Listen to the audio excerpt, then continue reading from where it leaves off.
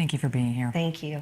So we'll get to his defense in 1 minute. Okay. But let me ask you to tell us what you say happened beginning at age 14 with him. Well, we started filming the show in September of '86 when I was 14, and he immediately looked to me and befriended me and earned my trust. And then he started expressing his love for me, and sorry, it's emotional, and talking about marriage in the future. And then I was still 14 before my.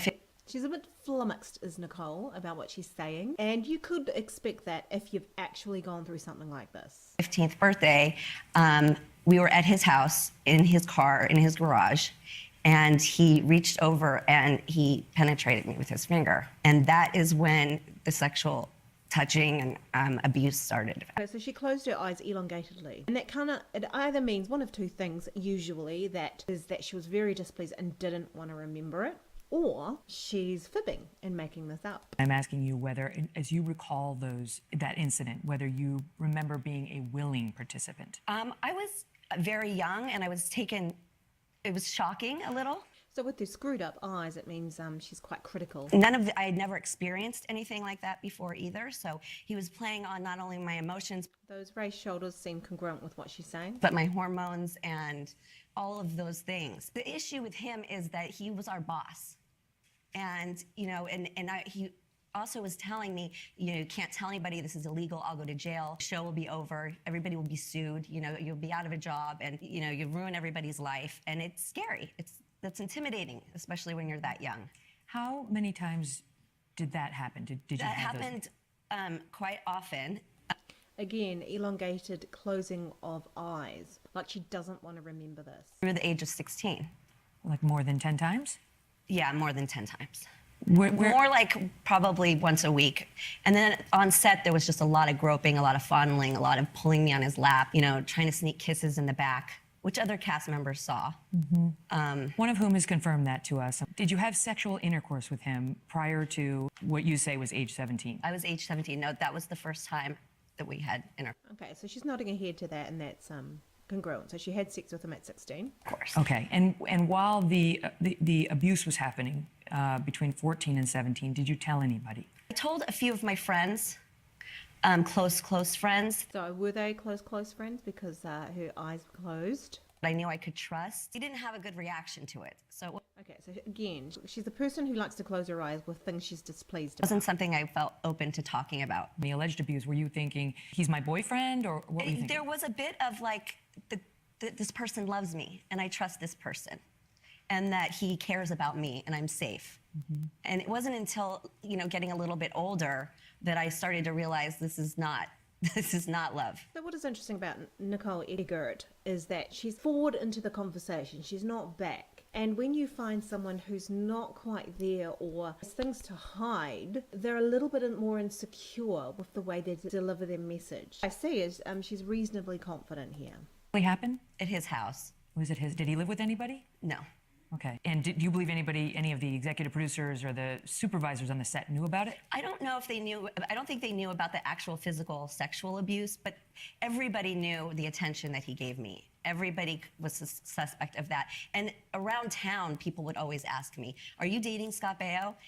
Head was shaking. That can just mean that she just didn't like all these people asking her this. At that age, I just denied and everything. And as I got older, I started to realize what a weird question. As after a mother and realizing you're asking me if I'm dating somebody who's an adult. He's 11 and a half years older than you were. Yeah, so it dawned on me that people know and people are, feel comfortable enough to ask me. Let's get to the incident that happened when you say you were 17. He says you were at least 18. Right. Where you both agree that there was sexual intercourse. Right. Now you say that you were a minor. Mm-hmm. And you actually did say that on the... What is interesting is that in LA, consent is 18 years of age, which is interesting because in my country, it's 16 years of age. So there's a real difference between the countries and states and countries and countries. Yeah, I find that quite interesting. radio always show said, as well. I've always You said I said was 17 when always, you spoke with yeah. Nick Ritchie, a guy who has a website called The Dirty. And he says, Scott Baio says, that's not true. You were over 18 because in that exchange, you say it happened well after shooting was over. Well after shooting was over of Charles in Charge.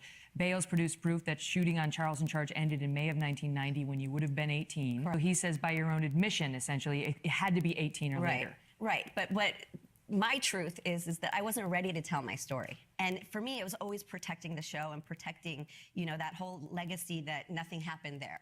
That. So imagine that if you're 14, 15, 16, if this is true, because it may not be true, but you would be feeling that. You would be feeling, well, everything hangs on my word, whether it's true or not. In a way, you would be forced to clamp down. That was my delusion, and that was my cover up always. And that's not the first time I covered it up. I did it my whole life.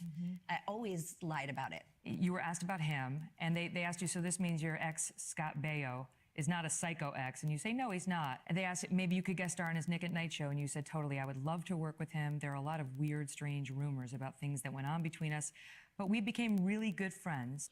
Okay, so now this is where I scratch my head over this. Now, she's a grown woman here, but she's grown, right? She's in her 30s, 40s, and yet she's saying these sorts of things. By that particular point, you would think you would not cover for this man anymore. You'd just move on. And everything is way more innocent than it was made out to be. Yeah. Well, if I could go back to a younger Nicole, I would tell her that she doesn't have to be ashamed that she's a victim.